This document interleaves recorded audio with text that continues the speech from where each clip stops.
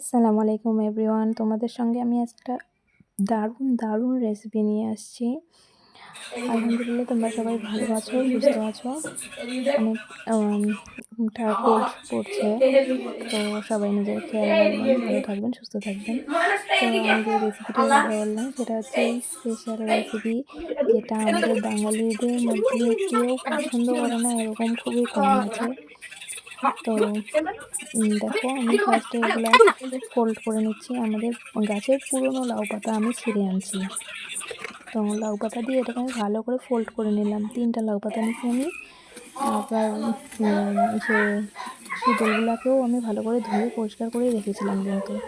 তো এখন আমি যেই চুলায় ভাত রান্না করছি, ভাত রান্না করার পরে অনেকক্ষণ পরে যখন অল্প আগুন ছিল, তখন আমি এটাকে মানে সিদ্ধ হওয়ার জন্য দিয়েছিলাম। তাও মোটামুটি ভালোই আগুন আছে চুলার মধ্যে। তো এটা বেশ হয়ে গেছে সিদ্ধ। অনেকক্ষণ পরে আমি এটাকে তুলতে আসছিলাম, তাও অল্প আগুন আছে, হয়ে গেছে। এদিকে আমি আদা, রসুন আর কাঁচা লঙ্কা বেশি করে রেডি করে রাখছি। তো এটাকে আমি এখন খুলছি, যে লাউ পাতায় মোড়ানো। আমার এটা খুব ভালোভাবে সেদ্ধ হয়ে গেছে, পুড়েও যায়নি। পুড়ে গেলে মানে তেতো লাগতো। এটা একদম মনের মতো করে হয়ে গেছে। তো আমি এটাকে রেখে দিলাম। এদিকে আমি লঙ্কা রয়েছে, আদা, রসুন এগুলোকে মিক্সারের মধ্যে করে নিলাম, পেস্ট করে নিলাম। এখন আমি সেই মিশ্রণটাকে কড়াইয়ের মধ্যে দিয়ে দিলাম। কড়াইয়ের মধ্যে দিয়ে আমি এটাকে একটু মিশিয়ে রান্না করে নেব, যাতে একটু গন্ধটা চলে যায়। আমি তো এভাবেই রান্না করি, তোমরা কীভাবে রান্না করবে আমাকে জানাবে।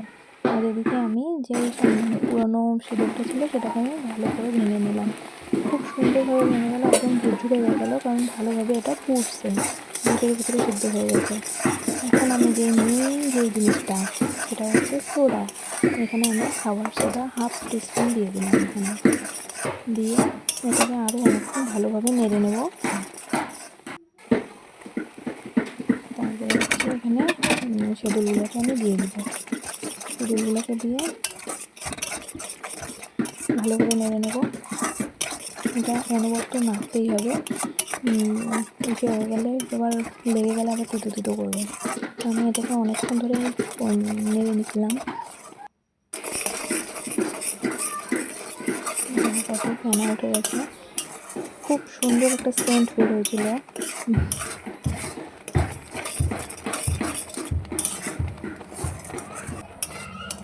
অত্যন্ত লোভনীয় একটা জিনিস। কার ফেভারিট সবাই জানাবেন। আমার তো ভালোই লাগে, কিন্তু আমি ভাত দিয়ে খেতে পারি না, আমি চামচ দিয়ে চেটে খাই, এটা আমার স্বভাব। আমাকে এটা ভাত দিয়ে অতটাও ভালো লাগে না, আমি এমনি খালি খাই। তো এটা আমার হয়ে আসছে অলমোস্ট। খুব সুন্দর টেস্টি হয়েছিল, সেজন্য মধ্যে ঝাল বেশি দিতে হয়। কেমন লাগলো ভিডিওটা অবশ্যই জানাবেন।